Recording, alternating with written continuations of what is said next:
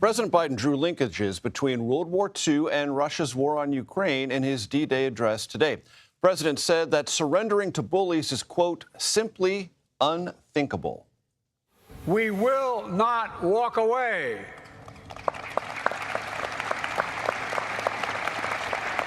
Because if we do, Ukraine will be subjugated, and it will not end there. Ukraine's neighbors will be threatened. All of Europe will be threatened.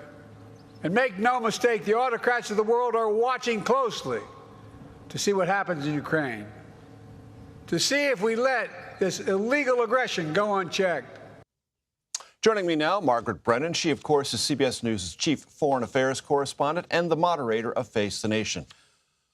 Margaret, another episode in which the rhetoric is fulsome and aggressive, full of guarantees. Ukrainian President Zelensky was there listening to all of it, but as you well know, President Zelensky has often told the United States and the leaders of Europe, God, I love your rhetoric. I need more reality. Is there a gap or a shrinking gap between rhetoric and reality? Is Europe and the United States on the same page? Well, one of the things that President Biden and his officials are most proud of, and they get credit for from even some of their critics, is to this point keeping the Western alliance largely unified, with the notable exception within NATO of Hungary.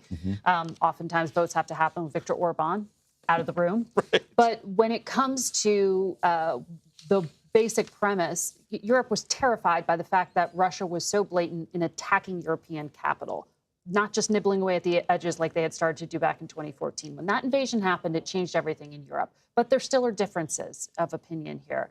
French President Emmanuel Macron gave an interview to French TV today saying tomorrow he will make some announcements about more training of troops. The question is, does that happen inside Ukraine or outside Ukraine, where it's currently happening? That's a point of difference and debate right now within the alliance.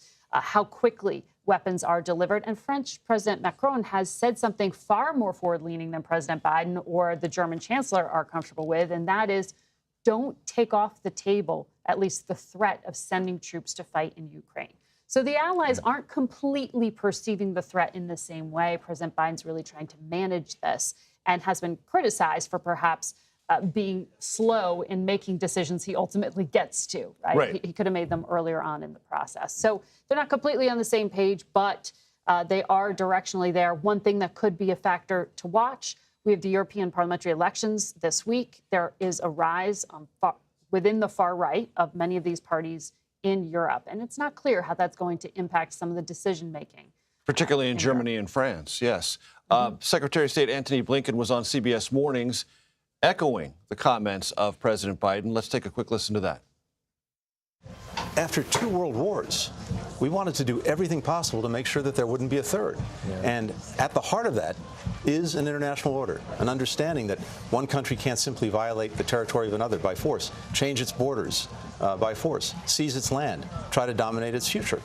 If we don't stand up for those rules in our time, then we risk seeing what happened in the time that we're commemorating today. Your response? Well, that's the international rules-based order, which sounds like you're back in a college classroom. But that's everything we take for granted, right? That's the UN. That's the International Court of Justice. That's the World Bank. That's the IMF. All the architecture that was created to prevent conflict. Here's the challenge right now. Is the other superpower on the rise, China, wants to change those rules in their favor. And that's a big tension right now. Their ally in this, Russia, the weaker of the two, is working with them to help. And vice versa. That's one of the perceived challenges for the United States. Secretary Blinken would be the first to say it is, China is helping to arm Russia in Ukraine. Iran is, North Korea is. You're seeing this sort of access develop to challenge Western allies and potentially rewrite those rules to say might does make right. And that could be an indicator of perhaps China's intentions with Taiwan. That's the thinking there. But in terms of how the United States pushes back on that, that's right now, someone like Mitch McConnell, who had that powerful op-ed in the New York Times today, was saying, don't just praise the fighting rightfully that took place back in World War II, but note it was the fumbling in to conflict that happened. These moments that precede conflict are consequential, and pointing back that we might be in one right now.